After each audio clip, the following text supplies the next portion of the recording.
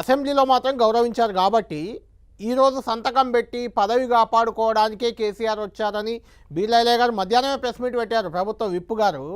మరి అలా వచ్చారా లేకుంటే సభకు రావాలని డిసైడ్ అయిపోయి వచ్చారా అనేది ఒక పెద్ద ప్రశ్న ఉంది అందరిలో. ఇప్పుడు కేసీఆర్ గారు సభకు రావడం అనేది ఇది కొత్తగా ఏం కాదు, ఇంతకుముందు కూడా వచ్చిండ్రు. అయితే రేవంత్ రెడ్డి ముఖ్యమంత్రిగా తనకున్నటువంటి నాలెడ్జ్కు, తనకున్నటువంటి పరిపాలన ఉన్నటువంటి అవగాహనకు హరీష్ రావు గారును కేటీఆర్ అన్న గారు సరి అయినటువంటి విధంగానే సమాధానం చెప్తున్నారు, మాట్లాడుతున్నారు.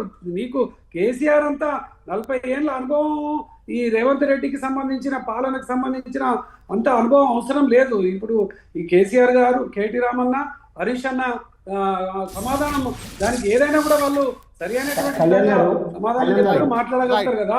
కేసీఆర్